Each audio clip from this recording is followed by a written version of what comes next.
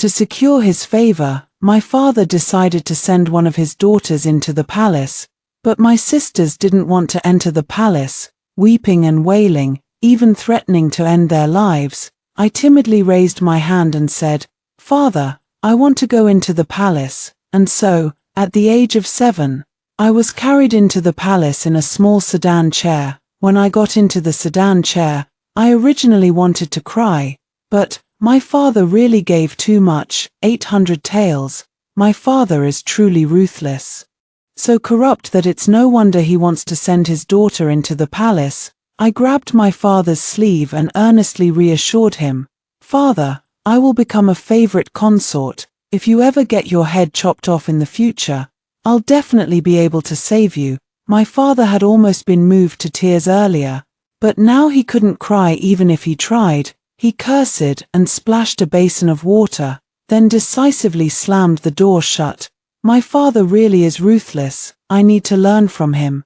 The power of a role model. With 800 taels of silver in my pocket, I moved into the Butterfly Inn. The nanny attending to me was surnamed Ma, and there were 7 or 8 palace maids who all introduced themselves. I held the fragrant pastries and sat on the hoo-bed, eating with relish. The palace maids and nannies across from me were all stealing glances at me. I knew that even though I was 7 years old, due to long-term malnutrition, I appeared to be only 5 or 6. Imperial concubine Sure, please eat slowly. Nanny Ma fed me tea, and I smiled at her. "Nanny, will I get to see His Majesty today?" Nanny Ma shook her head. "Imperial concubine, you're still too young. You can see him when you're older." I tensed up, gripping Mama Ma's hand. "If I don't get to see the Emperor, will I still have food and a place to sleep? Will I have to do laundry?" Mama Ma's eyes reddened. "No, you won't have to do any of those things. Just grow up safe and sound." I was overjoyed, my heart practically blooming with delight, so I settled down in Butterfly Pavilion, eating and sleeping all day long, without a single thing to worry about. Just 3 months later, Mama Ma happily pinched my cheeks, saying I had become quite plump. I looked down at the flesh around my waist and continued gnawing on the large pork trotter in my hands. In a moment of carelessness, I overate. Holding my swollen, round belly in pain, I rolled on the ground. Mama Ma promptly ordered that I not be allowed to eat any more. In the afternoon, unable to bear the hunger, I ran off alone to the Imperial Garden in a huff. The Imperial Garden was very quiet. There was a lake in the south, filled with many koi fish. I crouched by the edge, watching them, swallowing my saliva. Suddenly, laughter drifted over. I saw a boy around 13 or 14 years old, dressed in a crimson silk robe. His narrow, elongated eyes were full of amusement. "What are you looking at?" Having been pampered for 3 months, I've developed a bit of a temper. I no longer feel intimidated by ordinary people. The last time my father came to see me, I wasn't even scared anymore. The nanny told me that as the Emperor's consort, aside from the Emperor and the Empress, I don't need to fear anyone. "Stop." The boy jumped in front of me, bending down to look at me. "Whose young lady are you? Or are you a newly arrived palace maid?" I stood with my hands on my hips, looking at him with an imposing presence. "What maid? I'm a GU, one of the Emperor's consorts." The boy was clearly stunned by my status. Indeed, in this world, besides the Emperor, I feared no one. You wouldn't happen to be the daughter Prime Minister she sent into the palace, would you?" The boy widened his eyes, looking at me as if I were a little rabbit. "Yes, I am Shushu, Imperial concubine Sha." I still stood with my hands on my hips. The boy stared at me. "Phut, ha ha ha, you, the rock rat, the one with the big fluffy tail, you really do look like one. Little rock rat, stand right here and don't move," he said, then dashed off with a clatter. I stood right where I was without moving, hands on my hips. "Fine, I won't move. You think I'm afraid of you, humph." The boy laughed even louder. Before long, the boy came back with 5 other boys, and they immediately surrounded me, while looking at me curiously. They chatted amongst themselves. "Is she really a consort? So young, just 5 years old. She was 7 years old when I saw her at the Prime Minister's house, crouched in a corner washing clothes like a mouse. She's the stone mouse, the kind with a bushy tail that hops between trees. Don't you think she looks like one, with her plump, round cheeks and messy, long hair? Absolutely, just like one. They laughed until they doubled over, swaying back and forth. No, no. What should we call her then? Mother consort, if you want to call her that. Go ahead, I will never do so. As they spoke, they even poked my cheeks and pulled my braids. I felt a bit scared, and in fright, I turned and ran as fast as I could. Help me, Nanny, those boys are laughing really loudly behind us. It's making me furious. Just you wait, I'm going to get my revenge. I know who they are. Nanny Ma told me everything. The one in crimson robes is the Crown Prince. He's 11 this year. The others are all his younger brothers. As Nanny kneaded the dough, I lay on the table and watched her. If I get mad, can I spank their bottoms? How would the noble consort spank them? I spread my hands, slapping them onto the dough, like this. The matron and the sisters burst into laughter. I protested. I'm a consort, can't I do this too? Sister Shen wiped the flour from my face and popped a piece of candy into my mouth. Fresh pear candy. Is it good? Delicious. Forget it. I'm not angry anymore, thanks to the sweet candy. Our Lady is so magnanimous. Truly a great belly that can sail a ship, Sister Shen said, gently pinching my nose. A great belly. My dad's belly really does seem big enough to hold a ship, it's that huge. The next day, as I was pasting maple leaves in the courtyard, a pretty head suddenly popped up over the wall. He called out to me, "Little stone mouse, what are you doing?" I stared at him. My name is Shushu. The Crown Prince burst into laughter, and then a head popped out to his left, while 2 more popped out to his right. 1, 2, 3, 4, 5, 6, all 6 imperial princes had arrived. Shushu, are you pasting maple leaves? I'm best at that. What's the fun in sticking maple leaves? Let's go fishing. Fishing's boring. Let's play polo instead. No, no, I want to eat roasted venison. What is roasted venison? I clutched the leaves, staring blankly at the boy on the far end. They burst into laughter together once more. Seems like you're a fan of roast venison. Let's go. Time for some roast venison. I lay carefully across the threshold, peering at them through the crack in the door with one eye. They too were watching me through the crack in the door. Little stone mouse, come on out. I wanted to go, yet didn't dare. I turned to look at the nanny. The nanny patted my head and smiled, saying, "Go ahead." I happily opened the door. Second prince and third prince each held one of my hands, while fourth prince, unable to get a hold of my hand, ended up grabbing one of my little braids along with fifth prince. The crown prince held the sixth prince's hand, swinging a red tassel and walking cheerfully ahead. They were all talking so much that I couldn't keep up with their words. But venison is really delicious. Have your teeth fully grown in? Can you chew properly? The fifth prince tilted his head, squatting before me. Open your mouth and let me see. Ah, the teeth have grown in, but they've got worms. Eat less candy from now on. The crown prince sat by the stove roasting meat, casting me a brief glance, looking at the 5 heads gathered before me studying my teeth. I quickly closed my mouth and covered it. No, without candy I won't be happy. The sixth prince nodded in agreement. No, if she doesn't have candy, she won't be happy. The other 5 faces paused, then burst into laughter together. Brother, her happiness seems so simple. Sir says that those who are simple-minded find it easier to be happy. Oh, if Sir says so, then it must be true. The sixth prince pinched my cheek with his chubby little hand. You are a rock squirrel if you don't eat sweets. You can eat pine nuts instead. I don't want to eat pine nuts, so I pushed his hand away. Stop bothering her. Come and have some meat, the crown prince shouted. Everyone clambered over, each picking up a piece of meat. Then together they brought it before me, holding it right to my lips. Be good, little stone mouse, eat the meat. I started laughing again. Venison is so delicious. The sixth prince nodded, imitating my words. Venison is so delicious, all for you to eat. Having eaten too much meat, in the evening I held my stomach, vomiting and suffering from diarrhea, groggy and dazed. I had taken so many pills. When I opened my eyes, I saw the crown prince sitting by my bedside, gazing at me with deep concern. Seeing me awake, he gently touched my head. Feeling any better? I nodded with a smile. I'm actually fine. The venison tastes great. He breathed a sigh of relief but then laughed again. What a greedy cat.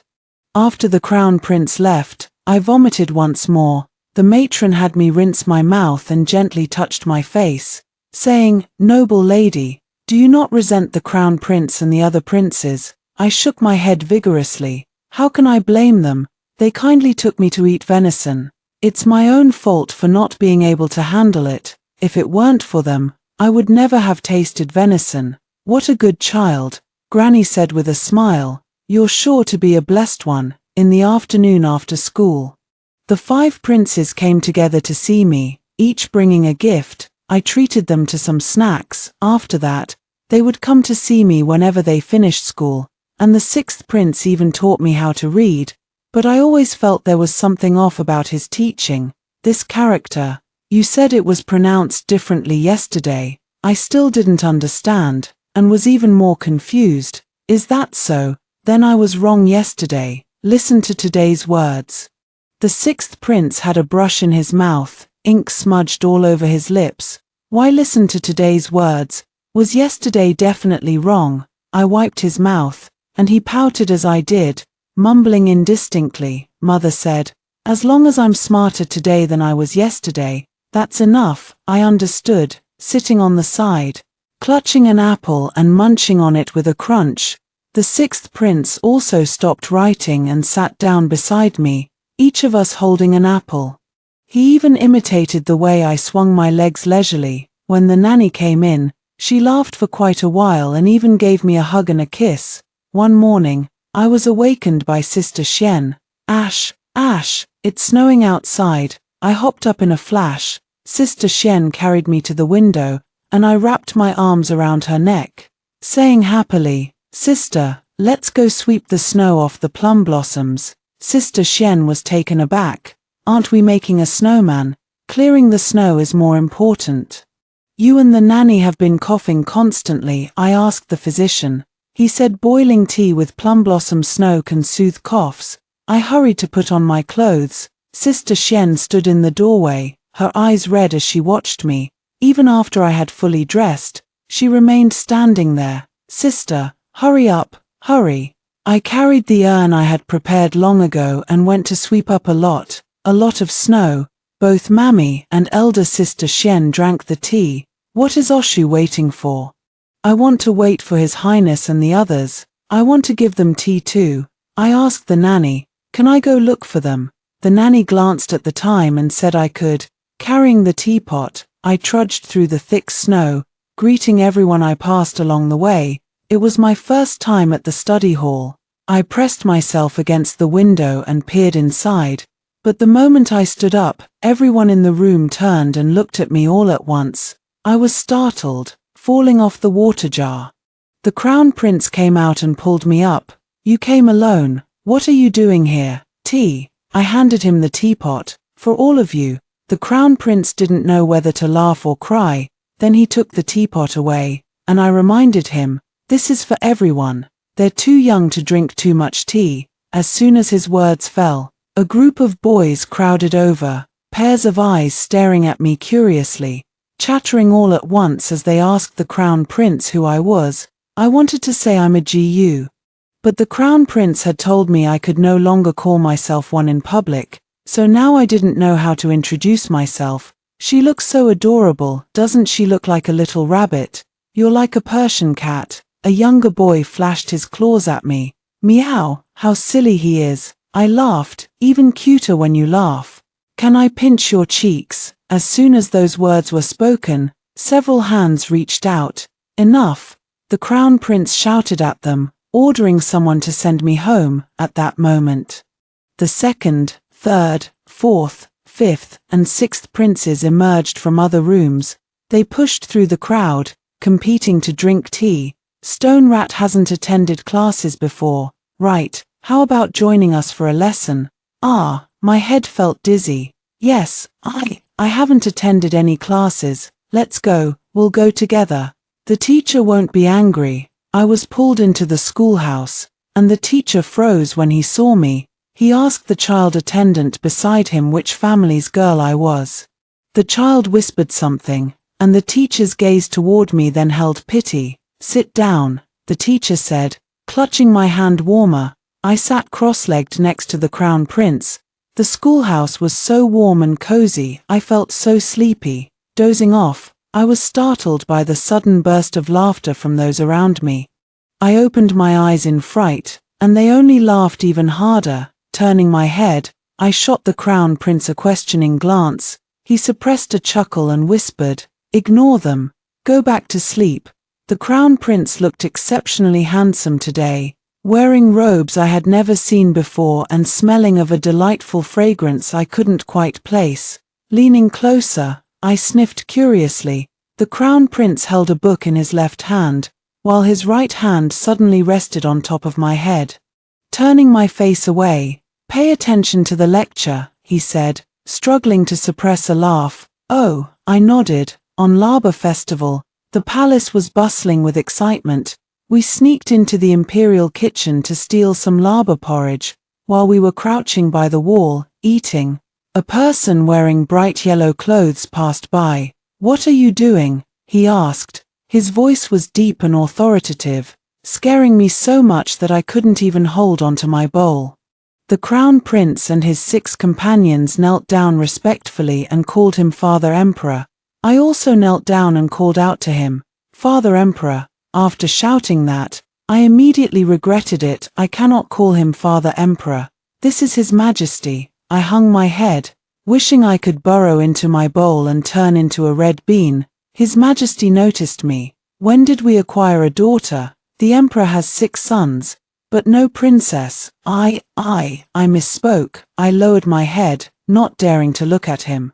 "I'm sorry, Father. The little girl is young and merely imitated what she heard." The Crown Prince explained on my behalf. I nodded vigorously. Yes, I'm foolish. Oh, I remember now. The Emperor crouched down in front of me, tapping the tip of my nose. "You're the youngest daughter of Chancellor Shah, aren't you?" I looked at the Emperor. He was very handsome, much younger than my father. I nodded. "How old are you?" he asked me. I glanced back at the Crown Prince, afraid of saying the wrong thing, for he had warned me not to mention the title GU. I thought the Emperor must have forgotten my status. After all the other consorts would visit the Emperor at night after entering the palace, whereas it had been a long time since I entered, and today was my first time meeting him. So I'm sure His Majesty doesn't remember me. I'll be 8 after the new year. His Majesty was taken aback for a moment, then patted my head and turned to the high official beside him, saying, "Daughters are still the most lovable." The high official glanced at the Crown Prince, who also looked up sharply at him. In that instant their eyes met. I didn't understand what passed between them, but I always feel like their eyes are saying something. Then the high official covered his face and laughed. "Yes, indeed. That's why they say daughters are their father's warm and cozy little jacket." The Emperor nodded in agreement. Suddenly, inspiration struck me. Just like when I used to flatter my own father at home, I gave him a sweet smile and said, "Then let me be your little jacket." I'm very obedient. The Emperor was taken aback for a moment, then burst into hearty laughter. Really? I felt he didn't believe me and was so anxious I started sweating. I can also massage legs and shoulders. I've been giving Mammy massages lately. Her legs always hurt at night. I stood behind him, massaged his shoulders a dozen or so times, then tilted my head and asked him, "How about it? Feels good, doesn't it? Comfortable, indeed a little cotton-padded jacket." The Emperor kept laughing, and so did everyone else. I couldn't quite understand what they were laughing about, but laughter, after all, is better than a strained face. Caida Guan. Go and summon Minister Shah. I want to thank him for sending me a little cotton-padded jacket." After speaking, the emperor gave a few more words of advice to the crown prince, then left with his attendants. When they had walked far away, the crown prince lowered his head to stare at me. I tugged on his sleeve and whispered, "Did I say something wrong?" Little Stone Mouse performed very well. He pinched my cheek. "Today, I'll reward you with a feast." Performed very well indeed. The sixth prince chimed in, "What the gentleman said is true, a fool has a fool's fortune." The second prince said with a laugh. The crown prince rolled his eyes at him, the corner of his mouth curling up as well. Holding hands with the sixth prince, I hopped and skipped as I followed the crown prince to a grand feast. When I returned in the evening, the governess and Sister Xian hugged me and wept for a while, and I vaguely felt that something extraordinary had happened. The next day, I was granted the title of Junzhu, with the designation Yongping. Everyone was very happy. And I was happy too, because Mama said being a Junzhu is more powerful than being a Gu.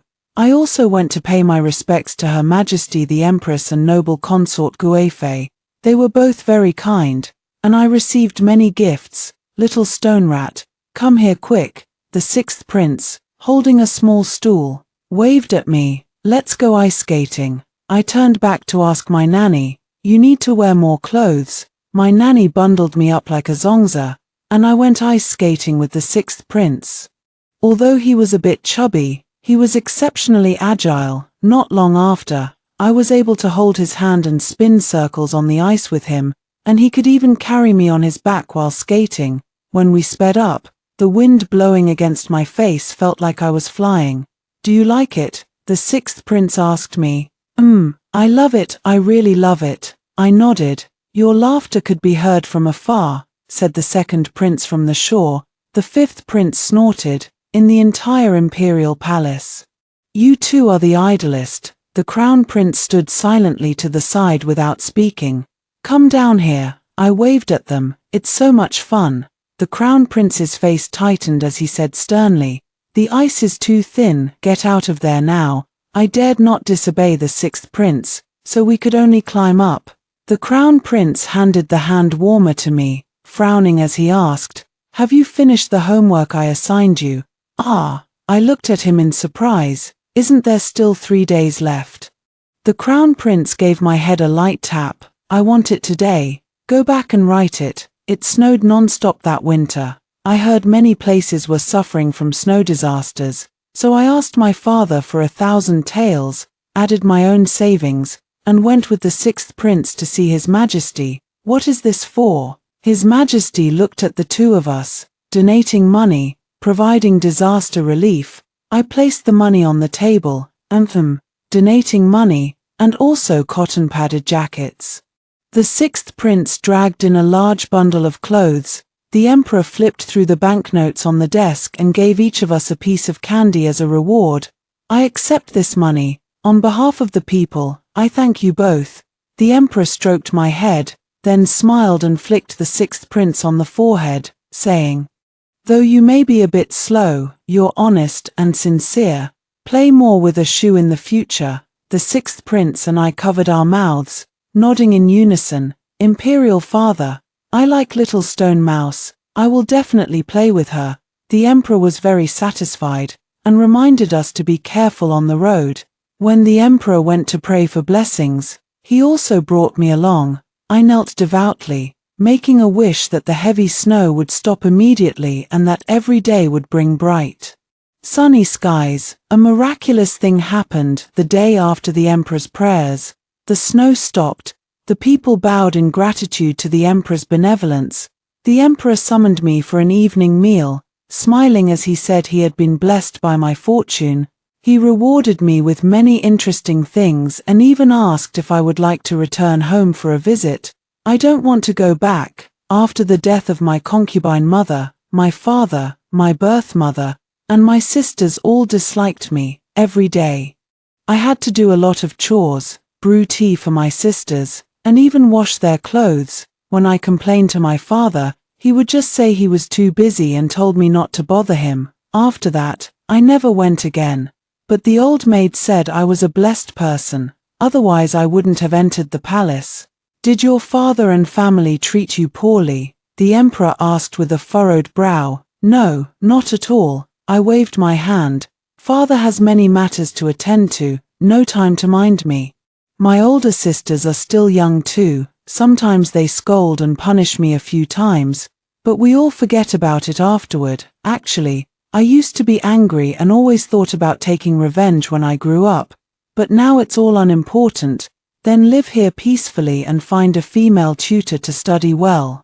The Empress said, you are already 8 years old. Stop running around aimlessly and behaving unlike a proper young lady. Oh, I understand, but I still play with everyone. I often go to the schoolhouse too, and I even sewed knee pads for Master Song there. He often kneels on the cushion, and his knees must be in pain. Master Song said he really liked it and gave me a copybook, telling me to finish it within a month and then come see him. Holding the copybook, I was nearly in tears. I like Master, so why is Master punishing me? Mr. Song suppressed a laugh, tapping the desk with the ruler. Listening to the teacher is a way of showing affection for the teacher. I headed home feeling dejected and crestfallen. When the Crown Prince came to visit me, he looked at the calligraphy copybook with a rather odd expression. This copybook is a unique edition. Take good care of it. Is it really that precious? I took care to store it carefully, afraid that I might damage it and ruin the master's kind gesture. The sixth prince also grew busier, studying late into the night every day. When he came to see me, he would collapse onto the kang and fall asleep. Wake up and eat. Does your mother not feed you? I wiped his mouth. He always ended up looking like a little smudged kitten whenever he ate. The sixth prince gnawed on a pig's trotter as he sobbed on my shoulder. Where? I don't want to study. I just want to play with you every day. Then I'll come and play with you. The sixth prince's eyes sparkled. So every day after he finished school, I would crouch by his window and chat with him. No one knows. This is our secret. Spring passed into autumn. And the emperor set off for the autumn hunt. I'm going to join you this time. Take the riding boots. This time I'll teach you how to ride a horse, said the second prince. Prepare a riding crop for her as well. The crown prince instructed the nanny, pack more spare clothes and some medicine for preventing mosquito and insect bites. The sixth prince and I weren't listening to what they were saying, each of us holding a small bundle, desperately stuffing snacks into it. The sixth prince slipped a piece of candy into mine. He whispered close to my ear, "Isn't it delicious? I put the sugar in your boot. They won't find out." I nodded vigorously, so loud, who wouldn't hear it? The crown prince walked over and extended his hand toward my mouth. I sucked hard on it, then reluctantly spat the candy into his palm. He wiped his hands and silently poked my forehead. "Just let her have one. She's about to cry," the second prince said with a smile. "Don't cry. There are lots of wild berries over there, even better than candy," the third prince added. The fourth prince nodded. "I'll hunt a rabbit for you to play with." I felt joyful again. When it was time to set off, the sixth prince climbed into my carriage. He furtively lifted his shirt to reveal a cloth bag tied around his waist. Like a magician performing a trick, he pulled a handful of candies from the bag. "Am I clever?" he whispered with a secretive smile, then hushed. "Don't make a sound." "You're so clever," I nodded vigorously, pulling the blanket over our heads with him and hiding underneath to eat. The crown prince always followed the emperor, so we hardly ever saw him. Instead, we followed the second prince, who taught me and the sixth prince how to ride horses. He even found me a little pony, not too fast, but one I could ride. We competed on horseback, and I won every time. I knew they were deliberately losing to make me happy, to thank them. I specially made pastries together with the wet nurse, and they all really enjoyed the treats I made. "Let's rest for a bit," said the second prince as he lay down on the grass, gazing at the blue sky and white clouds. The sixth prince and I followed his lead and lay down too, watching as eagles flew over our heads. The second prince asked me, "What does Stone Mouse want to be when she grows up?" "I want to become an official," I sat up and asked him, a big official, just like my father.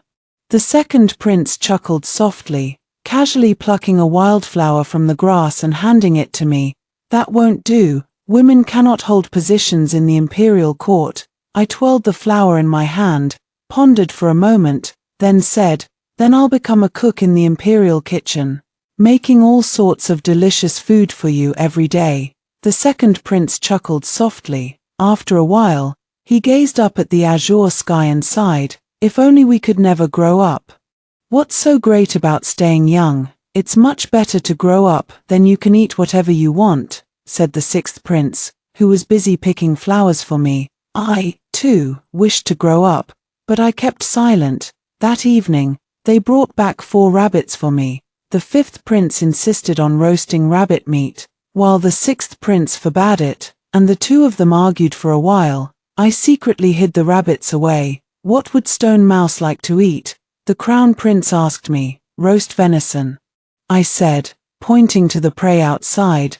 There are so many deer. At the evening barbecue, the sixth prince and I secretly drank fruit wine. It was sweet and delicious, but after drinking and drinking, everything before my eyes started to blur and overlap. How come there are 2 crown princes? I tilted my head, standing in front of him and staring at him, sizing him up. You have so many hands. The crown prince's expression was quite unpleasant, even darker than the charcoal in the grill. Xiao Zhengrui. The crown prince angrily shouted at the sixth prince. Do you want me to hang you up and give you a beating? The sixth prince sat down holding me and kept urging me to drink water. I only let her take a sip. I didn't know her alcohol tolerance was so low. She's just a child. How could she drink? The crown prince fumed. It's not his fault. I grabbed the crown prince's sleeve and pleaded with him. Hang me, it was my mistake. Little fool. The second prince patted my head, then turned to the crown prince and said, Don't be angry. Let her learn a lesson. After all, this day would come sooner or later. The crown prince, his face grim, pulled me from the sixth prince's embrace and carried me horizontally back to my tent. The nursemaid and Sister Xian came forward to greet us. Inside the tent, there was a noisy clamor of voices. Squinting my eyes, I found the countless shifting shadows amusing and laughed for quite a while. When I woke up the next day, I only remembered these things and nothing after that. Sister Xian said I grabbed the crown prince's sleeve and asked him why he was getting more and more fierce. I was utterly terrified, knowing punishment was unavoidable. Sure enough, the crown prince sent someone to deliver the message, ordering me to write 50 sheets of calligraphy as punishment. My hand was nearly broken from writing, and it was only when the Holy Majesty didn't see me during the midday meal that I was saved. The crown prince didn't say anything either, so I managed to dodge that bullet. Let's go hunting together in the hunting grounds tomorrow, the fifth prince exclaimed. Otherwise we would have come all this way for nothing. The Holy Majesty agreed and ordered that we be taken along. Early the next morning, I packed up and rode my pony to find them. The second prince straightened my saddle for me, saying, Stay close to me later, no wandering off. I nodded, except for the crown prince, who had business to attend to. Our whole group entered the forest. I spotted a fawn and even discovered a nest of rabbits, standing under a tree. I saw a red squirrel for the first time. It was leaping and bouncing wildly through the branches, and sure enough, it had a fluffy tail trailing behind it. I excitedly called the sixth prince over to see. Stone mice are real. I turned around and suddenly noticed everyone was running in another direction. Where are you all going? I hurried over. Little stone mouse. The second prince pushed through the bushes, running towards me. We encountered a blind bear up ahead. I'll take you back. But the second prince's horse neighed in panic and bolted into the woods. Instead of chasing after his horse, the second prince dragged me back, running. I ran until I was completely out of breath, but I didn't dare stop. Where are they? I asked, but the second prince suddenly stopped, grabbed me, and turned around to keep running. As I followed him, I glanced back and saw something dark and pig-like in the distance. staring at us with an eerie gaze. I got hurt. When I woke up, many people were gathered around the bed. The second prince had red eyes, looking at me with guilt. Only then did I recall that when the wild boar charged, I had shielded the second prince, taking the blow for him, and then I fainted. Later the guards arrived, and the wild boar was shot dead. I shifted slightly, and a searing pain shot through my back. The doctor said the bones in my back were fractured and I could only sleep lying on my stomach. On the way back, I was lying down in the carriage too. But I wasn't bored because they all took turns coming up to chat with me, showing off. The crown prince poked my head. Your small frame wouldn't even make a single meal for a wild boar. I pouted, whispering back at him, impossible, I'm quite plump now. The crown prince was annoyed by my reply. He closed his eyes to rest and ignored me. He became increasingly ferocious as he grew older, something I'd long since realized, so I didn't dare speak to him either. Drowsily slumped over, I suddenly heard him speak up and ask me, if it were me, would you shield me? I struggled to lift my eyelids and, without a second thought, nodded. No matter which of you it was, I would protect them. The crown prince curled his lips, his tone not very pleasant. You really are such a kind soul. A bodhisattva's attendant reincarnated to deliver all living beings. Ah, I didn't know how to respond, biting my lip as I looked at him, but the crown prince sighed.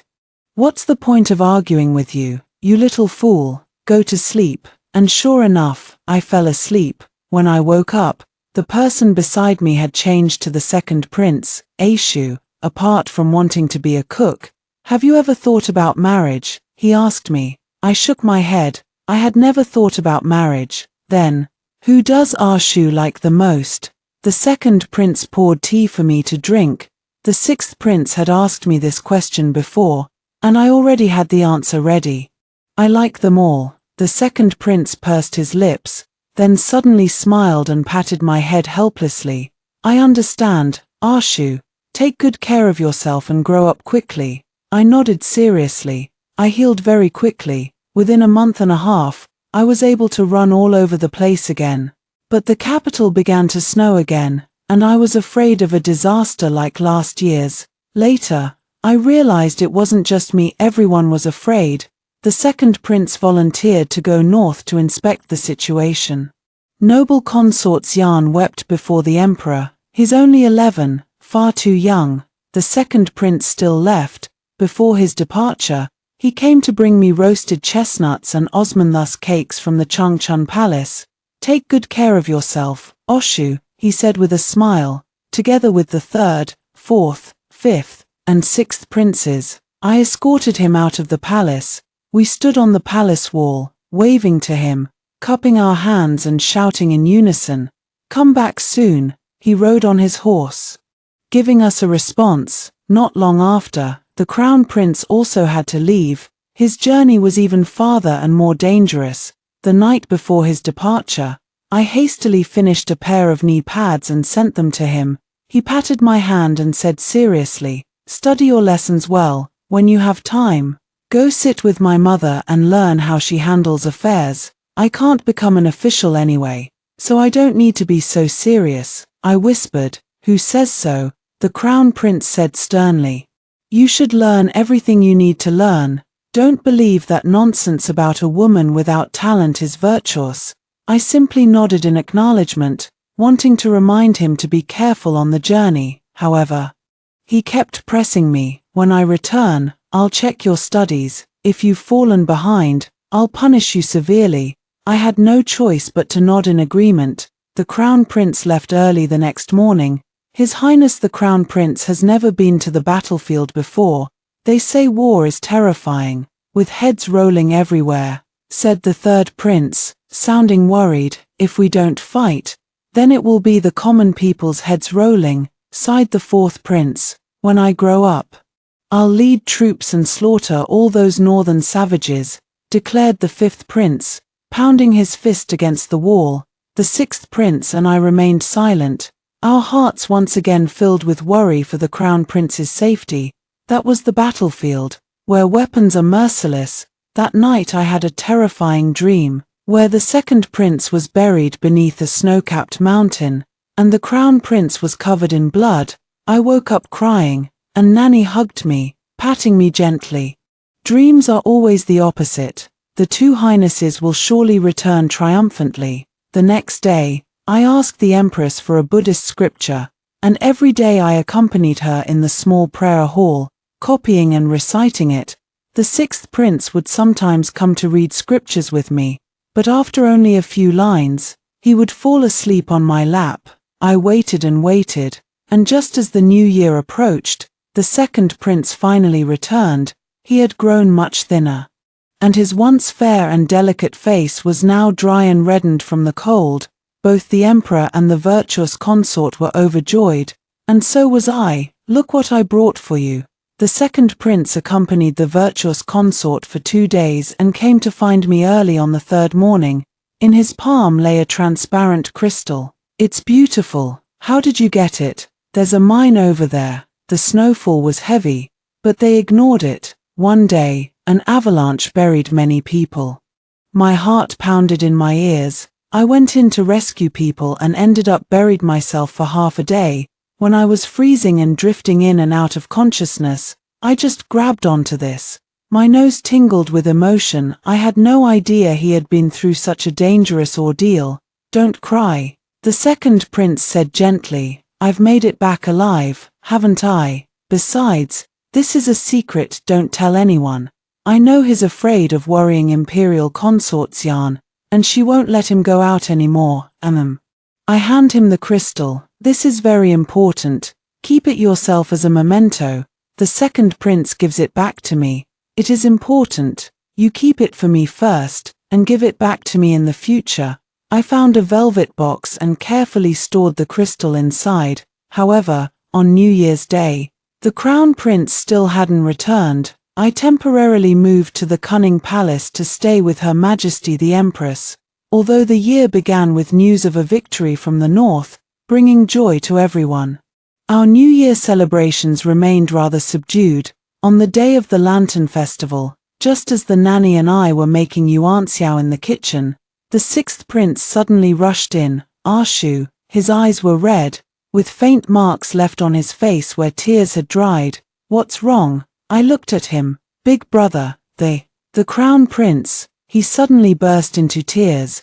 "Big brother has gone missing. We've searched for over 10 days but still can't find him." My vision went black, and I collapsed into the chair. I forced myself to go to Cunning Palace. I listened to the detailed account from the messengers who had been sent back and forth. The crown prince was stationed in Dong'an County, where the main battlefield was located. He repelled the attackers, but unexpectedly, they turned and struck 300 li away in Dongning County. That day, as the crown prince was making preparations to return to the capital, he suddenly received a military report and once again led his troops to depart. This time, there were spies within Dongning County who leaked the route of the crown prince's march. The crown prince's troops were scattered by the fierce assault of the northern barbarians, and in the chaos, the crown prince himself went missing. They searched all around, but he was neither seen alive nor found dead. The queen fainted several times, and I moved back to the Cunning Palace to stay with her. The emperor sent many people to search for her. In the evening, I sat with several princes in the courtyard of the Cunning Palace, lost in thought. The fifth prince clamored to go search for her, but the sixth prince said, "Second brother already asked father for permission, but father refused." The fifth prince was so angry that he kicked over the stove at his feet. The empress has lost much weight, and her time spent chanting Buddhist sutras has increased. I too have lost my enthusiasm. The thing I do most each day is copying and reciting scriptures. "Ashu, your 10th birthday is coming soon. What gift would you like?" The sixth prince came to find me after finishing his studies. I shook my head and rested my chin on the table as I looked at him. "One less person. I don't want to celebrate it." I sighed and said. The sixth prince sighed as well, lying across the table with me, staring dazedly out the window at the newly sprouted tender branches. the second prince grew busier. And Lady Virtuous Consort's influence in the rear palace began to quietly outshine that of the Empress. Yet the Empress didn't seem to care in the slightest, spending her days clutching the Crown Prince's clothes and kneeling before the Buddha. Has the Fifth Highness gone to the training grounds again? Fifth brother says he wants to become a great general, defending the homeland and guarding the frontiers. The sixth prince sighed. Ah shoo, they all have things they want to do. Why is it that only I don't? I sighed too. I don't either. My wish is simple, that the seven of us remain whole, safe and sound, together, always and forever. Before my 10th birthday, my father came to the palace to see me. Before he left, he reminded me, "My lady, you should move out of the cunning palace. Try to spend more time with the second prince." I looked at him, puzzled. "Why?" My father whispered in my ear, "The crown prince is most likely never coming back.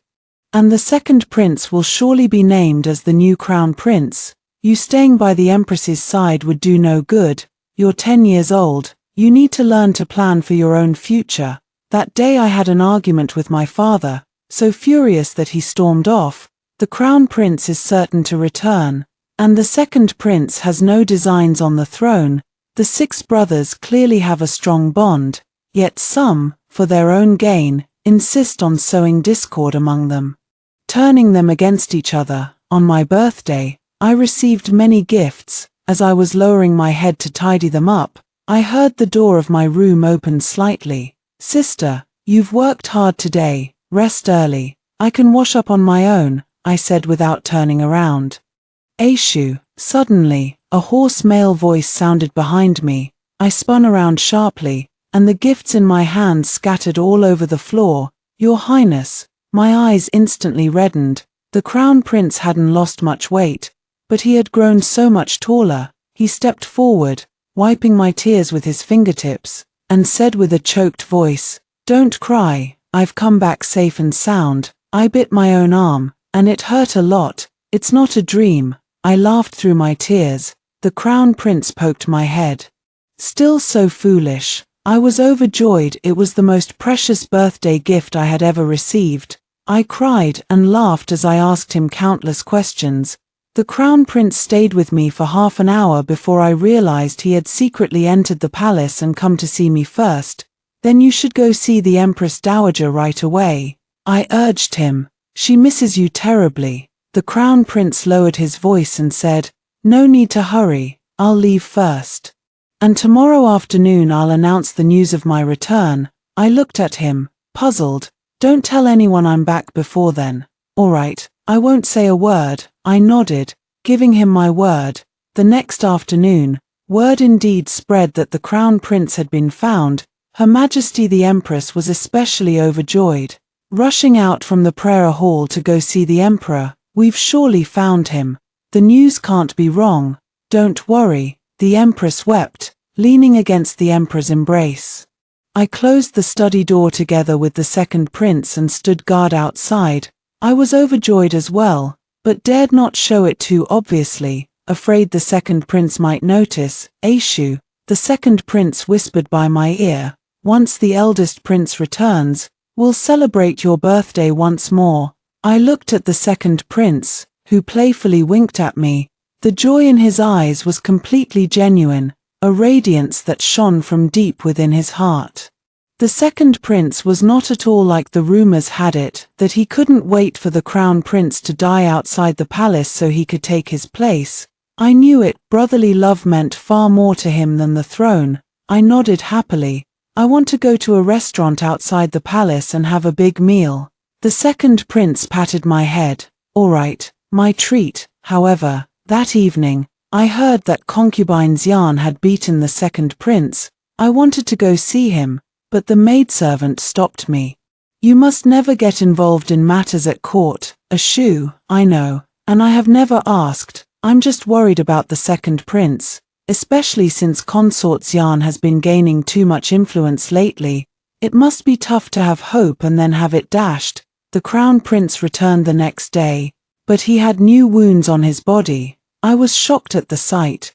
because he had been perfectly fine when I saw him just the day before yesterday. How were you injured? I asked him quietly as I brought him the medicine. He just smiled, describing it lightly. I had a fight with some villains, but I won. What's with the long face? The Crown Prince asked me with raised eyebrows. Have you finished all the assignments I gave you? I nodded. It was finished before the new year. I've just been waiting and waiting for you, so I've gone over it twice more.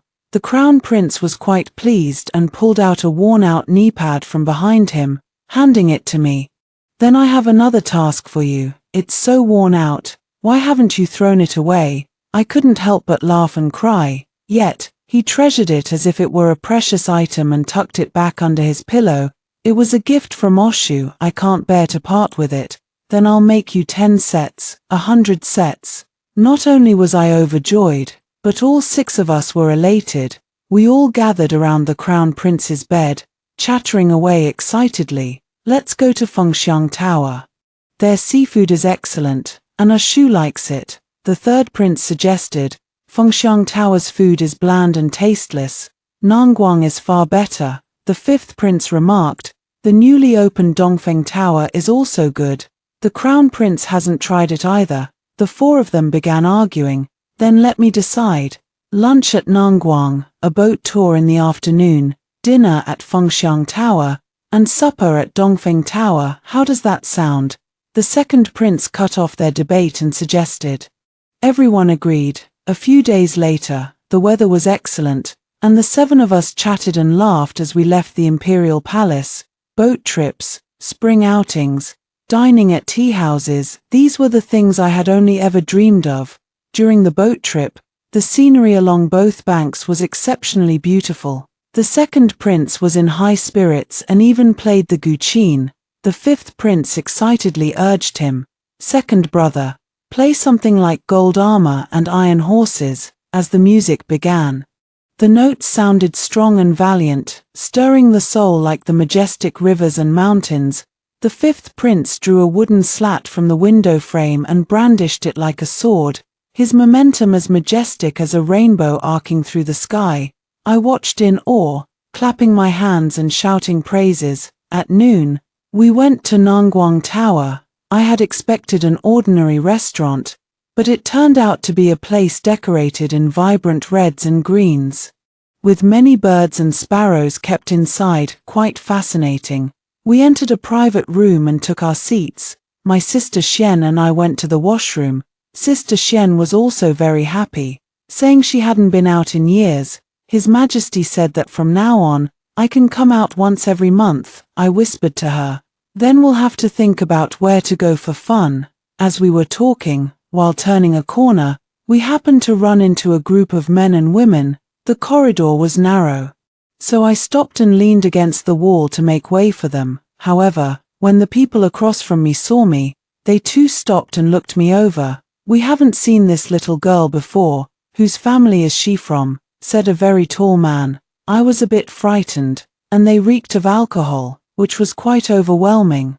I shrank back behind Sister Xian. "Let's go back first," I said, pulling Sister Xian's hand, like a little rabbit. Those people said, laughing as they spoke.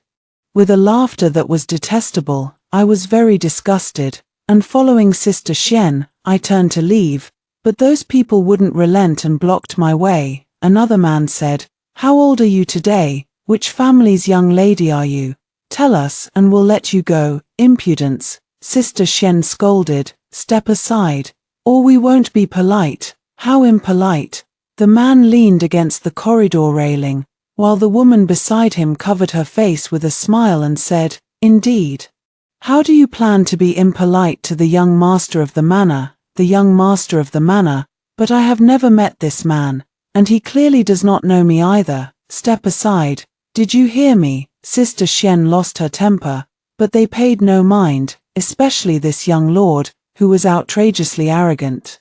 In the capital, no one has ever dared to speak to me like this. Even the Crown Prince, when he sees me, has to call me brother. I suddenly looked up at him and asked, "You wouldn't happen to be the young lord of the Cai State Duke's estate, would you?" "What Cai State Duke?" I am the young lord of the Huayin Marquis estate. The man pointed to his own nose and said, I thought it was the crown prince's cousin, but it turned out to be the second prince's cousin instead. I was just about to tell him I was Shushu, but before I could speak, the crown prince and the others came out from the private room. The crown prince crossed his arms, sneering at young Master Yuan. How much wine have you had, young Master Yuan, to be acting so arrogantly like this? Young Master Yuan and his companions were shocked and pale with fear when they saw the 6 princes. They bowed in a chaotic manner, then snapped back to their senses and guessed who I was. Hurriedly offering me apologies, I've had too much to drink, my apologies to the princess. I waved my hand dismissively. It's fine, I know you were just greeting me. I would not forgive him, but he was the second prince's cousin, so I had to save face for the prince. Crown Prince Yuan hastily assented. Leaving so soon, won't you come in for a drink? The crown prince asked. Crown Prince Yuan glanced at the second prince, whose face was icy, and quickly declined. Leading his men away at a brisk trot, the crown prince then fixed his gaze on me. I shrank my neck, too scared to speak. I'll accompany you to the cleansing room. He walked ahead, and I followed him with my head bowed. When we came out, he stood on the veranda and scolded me. Do you have hands or not? I showed him my hands. He tapped my palm. If you have them, why not use them? If something like this happens again, even if it's the Emperor's uncle, you can slap him. I stared at him in astonishment. I hit the imperial uncle, hit him. The crown prince said dismissively, with me backing you, there's no need to fear anyone. I nodded in agreement. When I returned to my room, the others joined together to curse Lord Yuan, and after finishing with him, they turned their cursing toward me. You fool, you're a princess. What are you afraid of? The 5th prince said. Oshu is timid. Don't scare her like that, the 3rd prince said. But you were indeed too impulsive just now. I bit my lip, not daring to speak. How about we get revenge for Oshu? The 6th prince raised his hand and suggested, let's find out about the bad things he's done, report him, and make his backside bloom. Why bother with negotiations? I'll just have someone break his arm. After he finished speaking, everyone turned to look at the 2nd prince. The 2nd prince laughed. Count me in. All right, I'll make the arrangements, said the 5th prince. The 6th prince squeezed in next to me and grabbed my bun, saying, Little Oshu, eat well today, and grow some courage. I wrinkled my nose at him, but couldn't help breaking into a smile. They really gave young Master Yuan a beating. The 2nd prince was scolded by Consort Xian again, and Consort Xian made a scene in front of the emperor, demanding an explanation. I just saw Shushu and exchanged a couple of words. How did he offend so many people that they want his life? Virtuous consort wept. Even if he said something while drunk, it was just talk. He is the heir to the house. Could it be that he's less precious than Shushu? The neighboring hall fell silent for a moment. I exchanged a glance with the 6th prince, and just as we thought the emperor would not speak, he opened his mouth. Did 2nd prince know you were coming here to say these words to me? Noble consort Xian remained silent. Don't you rejoice to see their brotherly bonds so harmonious, all because of Ashu? In any case, I am overjoyed. To see them directing their fists outward for the sake of fraternal affection pleases me all the more. Looking back through previous dynasties and the present one, none of the relationships among the imperial sons have been as harmonious as those of my sons. The emperor thumped his teacup down. Do you insist on watching them drift apart, brothers fighting against each other? Before you are satisfied, noble consort Xian knelt to the floor. I didn't mean it that way. I just feel for my nephew. For Laroer's sake, I'll forgive you this time. The emperor suppressed his voice. If you make any more trouble, I'll depose you. Get out. Virtuous noble consort held back her tears as she left. The 6th prince and I tiptoed out, and as soon as we opened the door, we saw the Grand Minister looking at us with a smile. We were frightened out of our wits. But since that incident, Consort Xian has clearly become more low-key. When she sees me, she smiles as she used to, and even asks what I'd like to eat, sending the kitchen to deliver it to me. Both the Crown Prince and the second prince have stopped going to far-off places. The Empress has regained her vitality, and I accompany the sixth prince in his studies. His mother, Consort Shu, has always favored me the most. I can sense that among all the ladies in the harem, she is the most sincere towards me. I like her too, even more than I like the Empress, but the sixth prince's studies cause her constant worry, so I have no choice but to take on the responsibility of overseeing his education. You and Shu are the same age, yet you aren't even half as clever as her, Consort Shu said disdainfully, poking the sixth prince on the forehead. I smiled, pressing my lips together, and said, I'm the one who's truly foolish. The new year will soon pass. And you'll be turning 13. Consort Shu poked the sixth prince's head. When your father was your age, he was already betrothed. Betrothed? The sixth prince and I exchanged glances, both our expressions shifting. We all still consider ourselves children, not yet grown up. How can we be engaged already? The Crown Prince and the Prince of Qi are not yet engaged, so why should I be in a hurry? The sixth prince said discontentedly. I'll think about this issue only after His Majesty bestows a princely title upon me. The Crown Prince was 18 years old. The second prince, who was 17, had been in theft as the Prince of Qi. The third and fourth princes, both 16, were given the titles of Prince Ning and Prince An, respectively. Only the 14-year-old fifth prince and the 12-year-old sixth prince had not yet received their princely titles.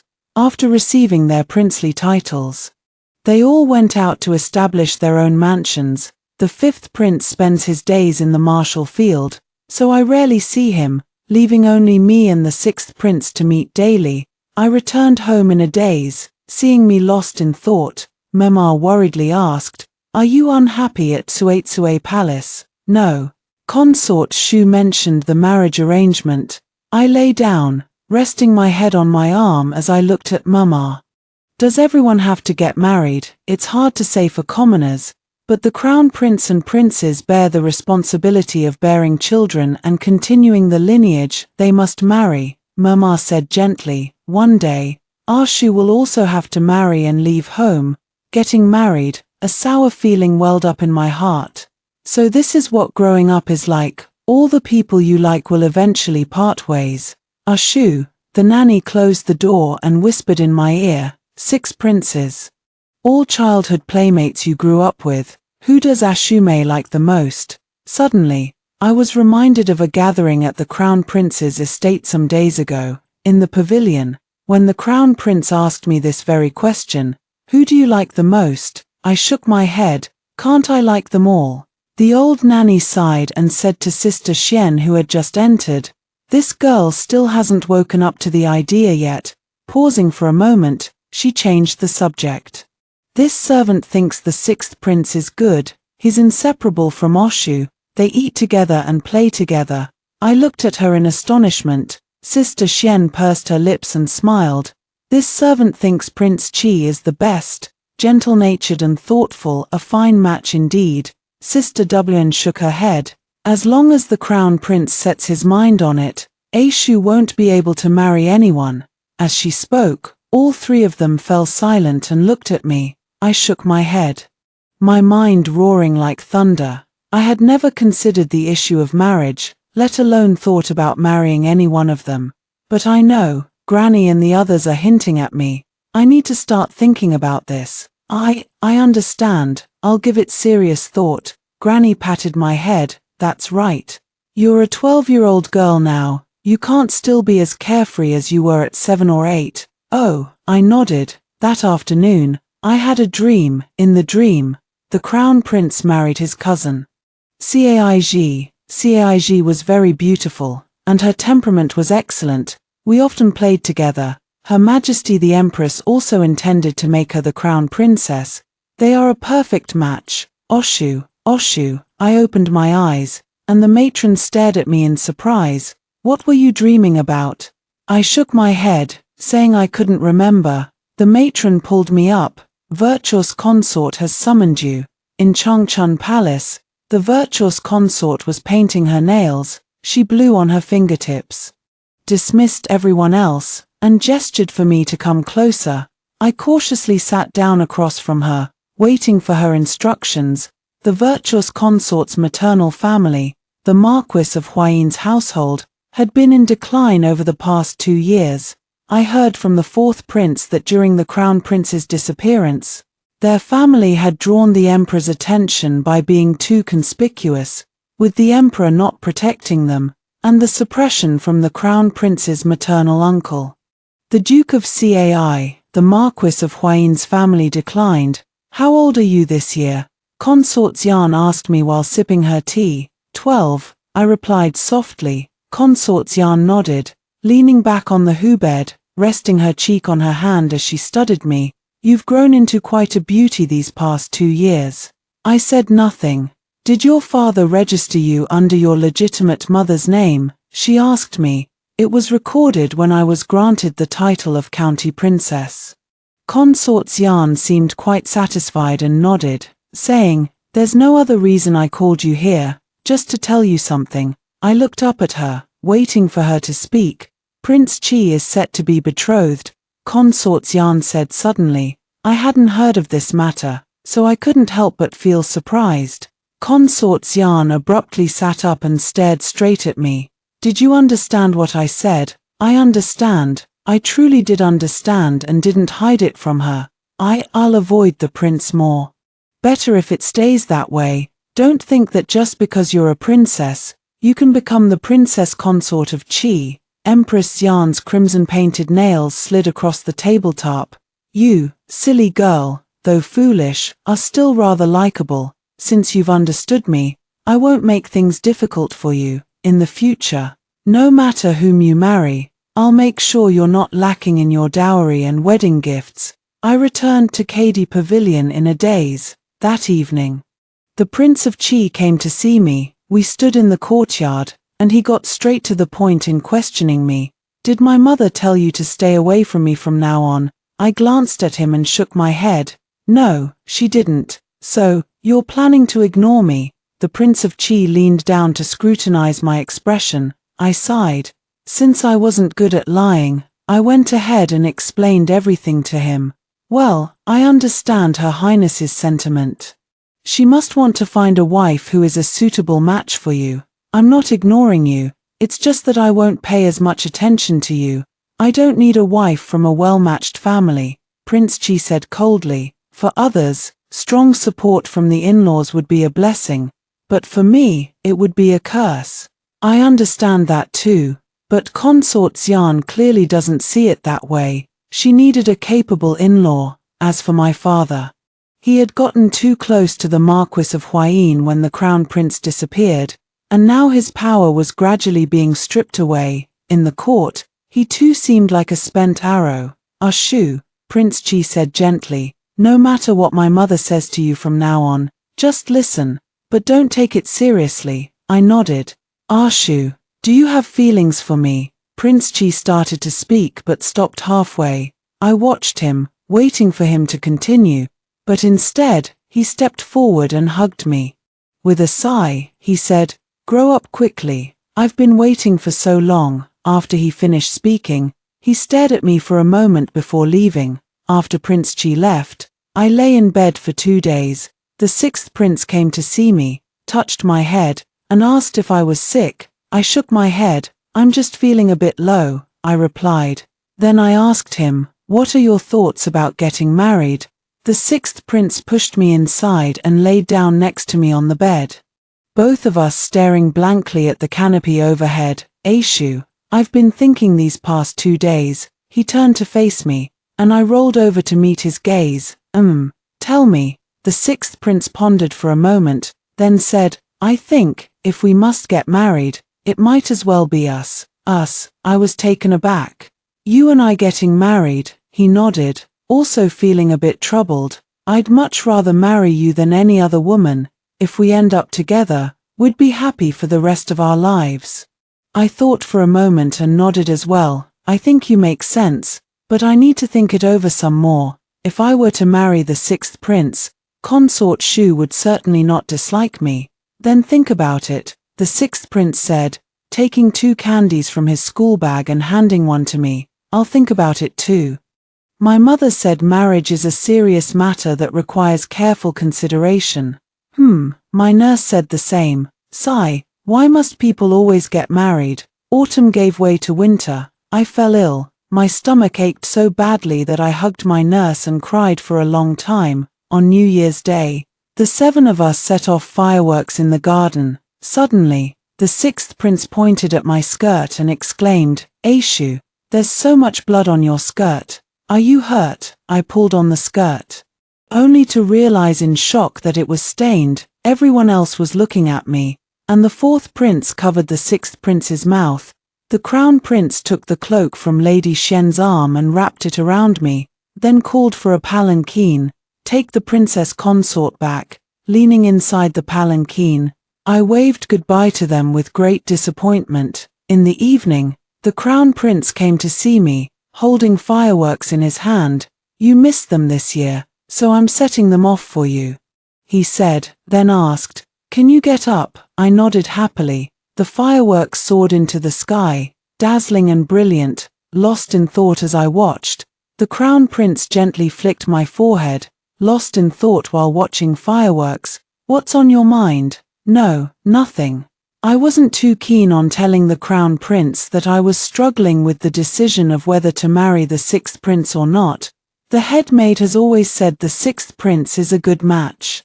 He and I would definitely live in harmony for a lifetime. Lady Shen asked me why I wasn't considering the 2nd prince. "He didn't mention marrying me," I said, lying on my bed, thinking of the 2nd prince's face. "Besides, the virtuous consort doesn't like me. If I went, she and her son would be angry and drift apart." Sister Shen sighed. Now that the crown prince asked, I didn't dare say anything. "By the time of the Lantern Festival, you should have recovered, right?" The crown prince asked me. "I don't know if it'll get better, because this is my first time having my monthly flow. It should be fine." I replied to him, "I'll come to pick you up during the Lantern Festival. Don't tell anyone, or I'll make you copy 50 pages of calligraphy practice sheets, covering my mouth." I nodded with a secretive smile. "Idiot." The crown prince rolled his eyes at me, then walked away laughing. On the Lantern Festival, I turned down all invitations from others. Waiting for the crown prince at home, after it grew dark, a young eunuch delivered a set of clothes to me. Sister WN helped me change into them and urged, "Hold the crown prince's hand tightly, so you don't get lost." "What do you mean by holding hands?" the senior maid scolded Sister WN. And Sister Shen also put on a stern face. "Shu, just follow the crown prince. It's my 2nd time visiting the Lantern Festival. This year's Lantern Festival is more crowded." After getting out of the car, before I could say anything, the crown prince stuck a half-face flower monkey mask on my face and then took my hand. I was stunned for a moment, then let him lead me forward. The surroundings were brilliantly lit and bustling, but my eyes were drawn only to our clasped hands. This feeling is very strange. It's different from holding hands before. "Want a taste?" The crown prince had bought a cake skewered on a bamboo stick, offering it right to my mouth. "These snacks from the north, I've been wanting to bring you some since last time, but then circumstances didn't allow it, and it became a regret." I took a bite from his hand. "Is it good?" he asked me. I nodded. "Let me try it too." He took a bite from the exact spot where I had bitten. I pointed at the pastry. Wanting to remind him, he brought the pastry back to my lips again, saying, "It's too sweet. You can't have too much. Take one more bite, and I'll eat the rest." I had to take another small bite. The crown prince ate the rest. After that, I remember nothing. In a daze, I was led by the crown prince. It seemed we went many places. I didn't learn until the next day that on the morning of the Lantern Festival, the Empress had entertained the wife of the Duke of Tsaigua, and also helped the prince propose to Caig. Her Majesty also instructed the prince to accompany Caig to the Lantern Festival Lantern Fair, yet the prince took me instead. I recalled the pastry the prince and I had shared. Actually, such things had happened before, but I never dwelled on them. Why did it feel so different last night? Momo pushed the door open and whispered, "At Kuning Palace, Her Majesty the Queen flew into a terrible rage." What happened? I sat up, clutching the quilt around me. For the sake of the Crown Prince's marriage, the nanny sobbed. "Ashu, listen to your nanny. Marry the sixth prince. Won't you?" I stared blankly. "The Crown Prince will be the ruler of the nation in the future. If you marry him and cannot become the Empress, you will have to bow to others in the future. Once you become a concubine, things will be different from how they are now, with all the schemes and intrigues, back and forth. How could you possibly stand against them?" I nodded. "Then I'll listen to the nurse. I'll go and tell the sixth prince. Have him marry me. This way. The Empress definitely won't be angry with the Crown Prince anymore." The nurse breathed a sigh of relief. "The nurse wouldn't harm you. The nurse only wishes for our Ash to live the rest of her life smoothly and in good health." In the afternoon, I went to see the sixth prince, intending to discuss the marriage arrangements with him. But while passing through the garden, I caught sight of the Crown Prince and Cig. Without thinking, I hid myself, wanting to eavesdrop and see what they were talking about. However, they were too far away, and I couldn't hear a thing. Cig didn't stay for long before leaving. Just as I was about to leave, I stood up and unexpectedly bumped into the Crown Prince. "You've learned some new skills, haven't you? Eavesdropping now?" The Crown Prince said coldly. I didn't dare speak. "Are you here to see me?" he asked. I shook my head. I was looking for the sixth prince at the academy." "What do you need him for?" I covered my mouth, not wanting to lie but also unwilling to tell him. "Well, since I ran into you, I'll tell you something. Keep it in mind and be prepared." The Crown Prince said, Go ahead, you've grown up. I plan to ask His Majesty for our marriage today." The Crown Prince patted my head. "All the skills you learned from the Empress over the years, keep practicing them when you have time. They'll all be useful in the future." I stared at him, my mind buzzing. "You don't like me?" the Crown Prince asked me. I quickly shook my head. "If you like it, that's all that matters." The Crown Prince said with his hands behind his back, "I will make you like me even more." As he turned to leave, he seemed to remember something and stopped in his tracks, looking back at me. "Remember this," he said. "You are my little rock mouse, raised bite by me. You can only belong to me." A faint smile curled at the corner of his lips before he strode away. In a daze, I made my way back to Kaidiexuan. The Crown Prince really went to the Emperor to ask for the marriage decree. Her Majesty the Empress slapped him and even had someone call me over for a lecture. The Crown Prince blocked the door, his face tense as he said, "You can interfere with anything else, but if anyone dares to touch the one I have chosen to be by my side, then I will truly live up to my mother's expectations." Descending into utter depravity, the Empress wept, cursing the Crown Prince for his lack of filial piety. The Crown Prince went on, "All these years, I've listened to you in everything you said, followed your wishes in every matter. I've been saving up all this filial piety, all this obedience, just to earn your permission to marry a wife I truly love. I've complied with you in hundreds and thousands of matters. Now, with this one request. Are you going to disregard everything I've done up to this point? If that's the case, then I won't be filial or obedient in any of the hundreds and thousands of matters to come." The Crown Prince, in front of his parents, kicked the study door until it cracked, then turned and stormed away. It is said the Empress sat down on her chair, stunned and speechless. The Emperor tried to console her. "I've met that niece of yours from your maternal family as well, too poised and dignified.